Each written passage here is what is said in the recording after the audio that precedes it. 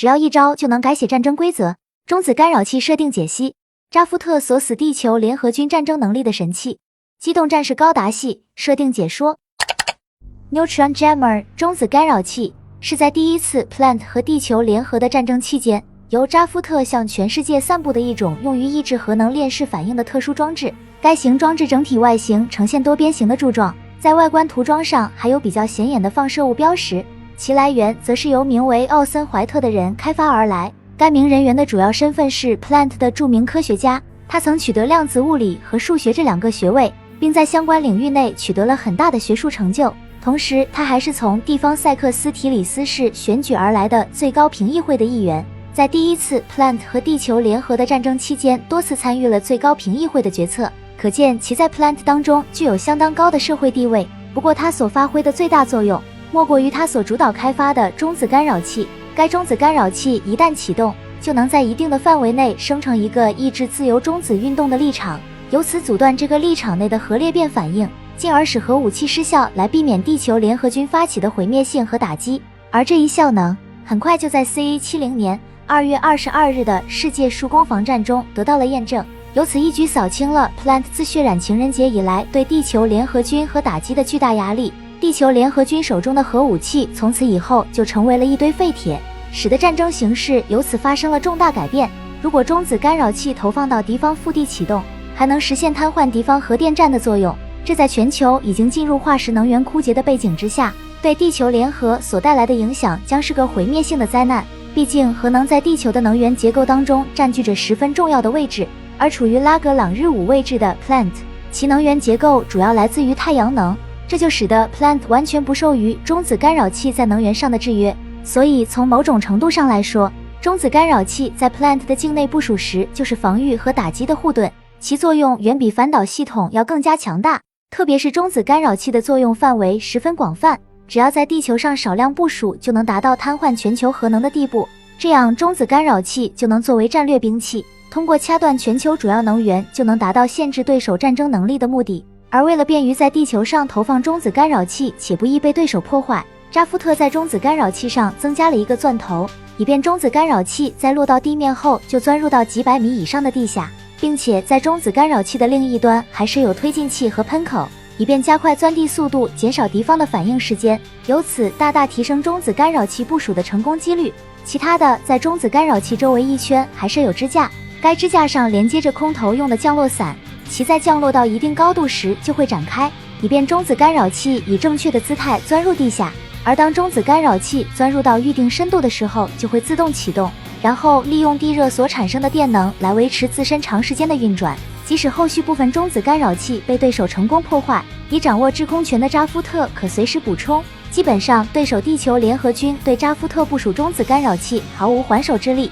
此外，中子干扰器还附带有另一个重大功能，那就是在立场所覆盖的范围内，会使得包括雷达和通讯系统在内的电磁波受到巨大影响，而这就使得原本依靠雷达和通讯系统运作的体系，一下子就陷入到了几乎如同瞎子和聋子般的境地，不得不依靠去光电通讯系统来维持正常的通讯联系。但这也只能保障短距离范围内的通讯稳定，如果要进行长距离的通讯联系，则将以语音的方式来进行，甚至更远距离的通讯要以文字短信的方式进行传输，由此降低传输的内容质量，来确保传输成功的几率。同时，中子干扰器对电磁波的影响也让远程精确制导打击的效能大大下降，而这就让战场主要交战的距离再次拉回到了视距的范围之内。于是适用于视距内作战的机动战士等新型兵器开始大发威力，由此逐渐替代了飞机、坦克、大炮，成为了新的主流装备，让以机动战士为主力兵器的扎夫特取得先机。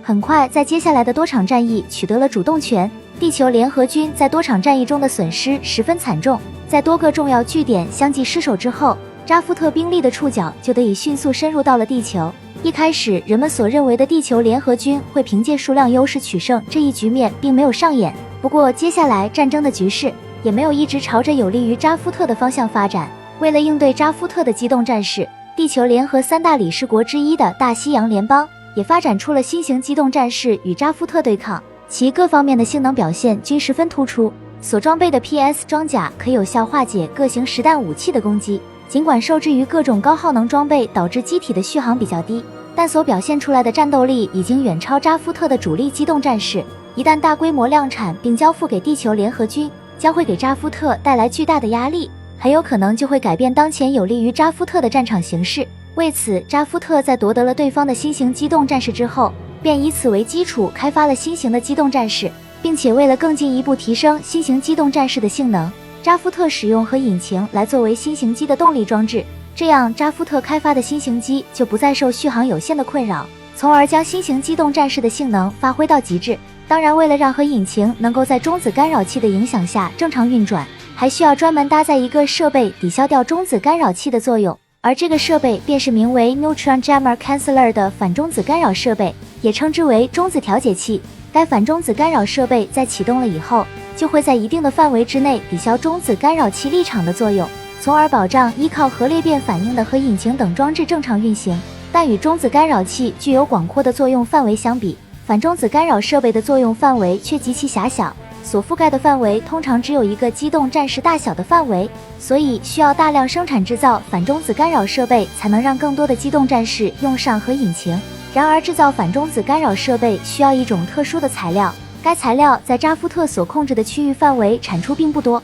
反而是对手地球联合控制的区域有巨大的矿藏。一旦地球联合获得了反中子干扰设备的制造技术，将有条件在较短的时间内大量生产出反中子干扰设备投入使用。也就在扎夫特将反中子干扰设备在机动战士上应用没过多久，名为劳鲁克鲁泽将反中子干扰设备的敏感技术信息通过弗雷阿尔达斯泄露给了兰波斯局的穆尔塔阿兹拉埃尔。很快，阿兹拉埃尔在拿到反中子干扰设备的技术资料之后，便立即让地球联合组织技术骨干力量攻关反中子干扰设备的制造技术。尽管此时地球联合急需反中子干扰设备来解决中子干扰器造成的能源危机，但来自于兰波斯局的阿兹拉埃尔却有不同的意见。他在地球联合理事会上力排众议，做出了决定，将反中子干扰设备优先应用到核弹，打算通过核弹一举解决这场与扎夫特旷日持久的战争。于是，大量的核弹得以重新启用，并不断运往地球联合军的月球基地。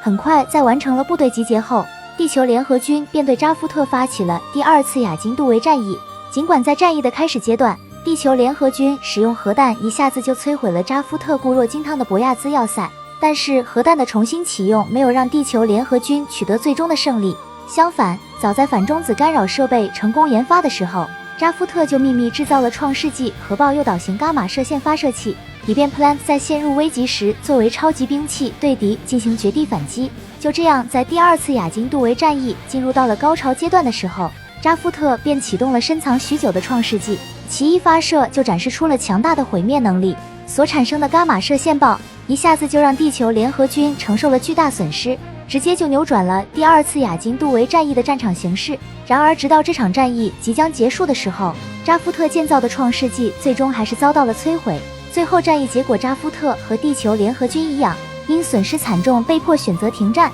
于是在这个背景之下，双方签订了尤尼乌斯条约，让这场旷日持久的第一次 Plant 和地球联合的战争到此结束。然而，地球联合军对 Plant 进行核打击的威胁并没有消除，因此为了避免 Plant 再次遭受到核打击，扎夫特基于创世纪的技术基础开发出了新的反制手段，而这个新的反制手段便是名为 Neutron Stamper 的中子精跳器，其作用就是远距离诱导核裂变加速反应的一种装置。该中子精跳器在启动了以后，就会发出类似于创世纪伽马射线爆的射线，一旦核弹和核反应堆等这些核装置被这个射线所覆盖，就会在极短的时间内反应加速引发爆炸而自毁。而且中子精跳器照射的有效距离很远，能够将敌方发起的核攻击抵挡在安全距离之外，这样中子精跳器就能确保 Plant 不再受地球联合军和打击的威胁。相比于体型巨大的创世纪，可以发现中子精跳器的体积要小巧很多，其主要结构是由12枚量子菲涅尔镜片组成，可搭载在纳斯卡级高速战舰上运作，这样就可以根据需要在不同的地方进行部署，使得灵活性对比创世纪得到了大幅度提高，加上准备发射所需的时间较短，只要在完成照准之后就能进入到准备照射的状态，这样就能做到快速反应去应对敌方发起的核打击。所发挥的作用很快就在第2次 Plant 和地球联合的战争中得到了体现。由于中子精跳器的有效照射距离十分遥远，不但成功覆盖了地球联合军齐射的大量核弹，还覆盖到了刚完成核弹发射的机动战士部队，甚至位于远处的地球联合军和打击舰队也都遭到了波及。很快，所携带的核弹在被中子精跳器照射后引爆，所产生的巨大爆炸迅速就波及到了整个舰队，几乎是一瞬间的功夫，地球联合军这支和打击部队全部被歼灭。值得一提的是，这样一个中子精跳器此时其实还处于原型机的状态，所以在对地球联合军的和打击部队完成了照射之后，其量子菲涅尔镜片在内的结构直接报废，无法使用。由此可见，此时的中子精跳器在技术上还未到成熟的状态。所幸这仅有的一次使用机会，成功化解掉了这次地球联合军突然发起的核打击，并且中子精跳器也给地球联合军带来了巨大的震撼。所以在这场战役结束了以后，地球联合军便不再派遣舰队继续进攻 Plant， 转而在月球背对 Plant 的位置开发了一款新型超级兵器光束扫射炮镇魂曲。该超级兵器同样具备十分强大的破坏力，其原理是通过折射光束的方式，实现从月球对 Plant 进行超远距离的战略打击，以此来避开扎夫特中子精跳器的照射。就这样，扎夫特和地球联合军的对抗再一次进入到了高潮阶段。